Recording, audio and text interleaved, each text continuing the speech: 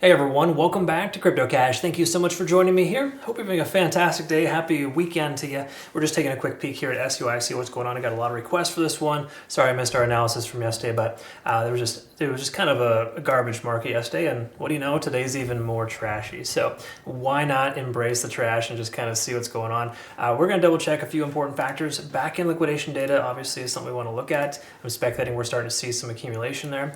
And then furthermore too, talk about the support range that really meant nothing at all based on this algorithmic trading that we're seeing here. So when you see low volume on a weekend and you see it just consistently bleeding out like this, it's not people like you and I. It's just basically trading bots that these people with a lot of money have, and they just continue to sell until it hits that max pain point and effectively just reverses. So we're going to see if we can find that. Liquidation is a good part of that. Quick little congrats to our community here though. Just got to celebrate some positive because it's hard to find a lot of positive nowadays. We can see Litecoin, we hit a good 21% roughly in 6 hours yesterday with the long we took. We also have a long from Solana that's getting closer to break even.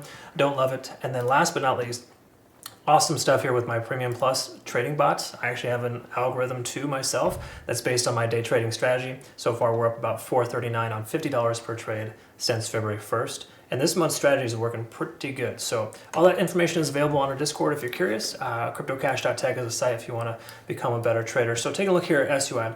We can see and want to recognize some important factors here. We're getting really close to this heavy concentration liquidation on the downside. So there's a distinct probability we could see $2 to $2.25 in the relative near future if this continues. Obviously, right? I mean, if it continues to go down, it'll go down. It's such a rhetorical statement. But the truth is we're getting closer to this lower area liquidation, and it makes more sense for the price to continue lower based on market manipulation and greed to sweep any of these late longs here that took longs roughly 24 to 48 hours ago. Okay, so it's not a good situation at all, but it's par for the course. We're still respecting our descending trend. So as I mentioned previously, there's no real reason to consider taking a long position. Look at this trend here. You can see lower highs pretty consistently.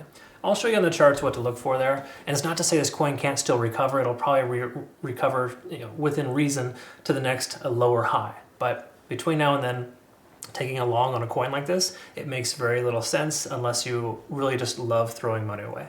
Okay. And again, no discredit to this coin. I've been dollar cost averaging on the way down, but I'm not a kind of person that's going to take a high leverage trade on a coin like this.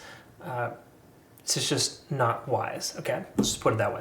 Having said that though, liquidation delta is still pretty high to the downside, basically implying we have way more shorts than longs in the market. That has since shifted after that crypto summit from yesterday.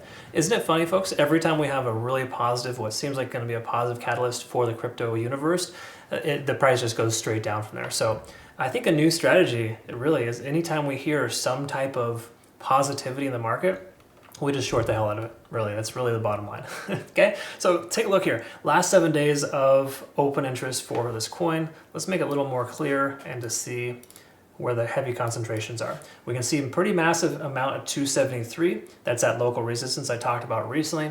And then of course we can see 260 and 267, but primarily 275 if we round up just a little bit. So just know if we recover, 275 will probably be that pivot point, that rejection to the downside. Okay, so just know that's kind of where we're at there. So that'd be a good place to consider exiting your position if you're underwater right now, if we even get back there. Emphasis on the word if there. Having said that, daily time frame, let's look at this here.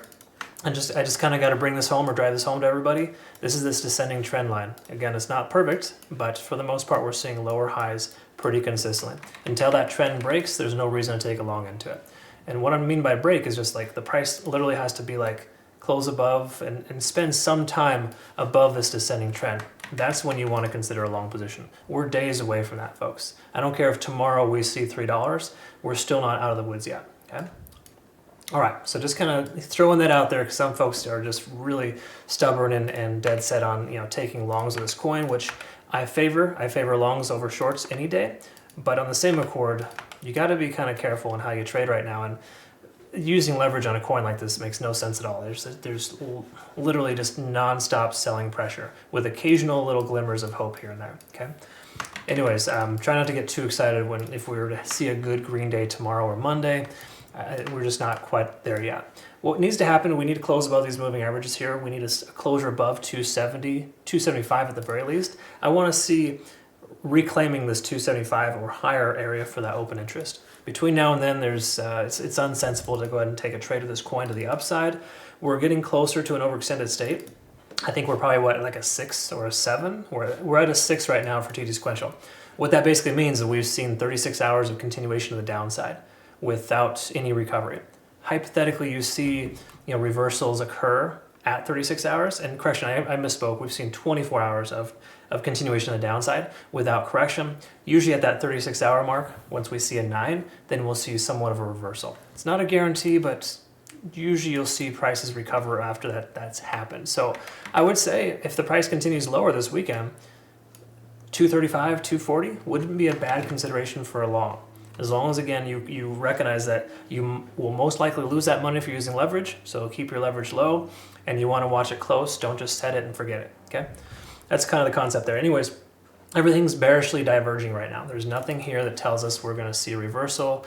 While we're moderately overextended, we're not completely overextended. Hourly time frame is going to confirm the same thing. Look at this significant divergence here. This is not something you trade into, folks. In other words, when we're below the cloud, that's basically just a sign to not take a long.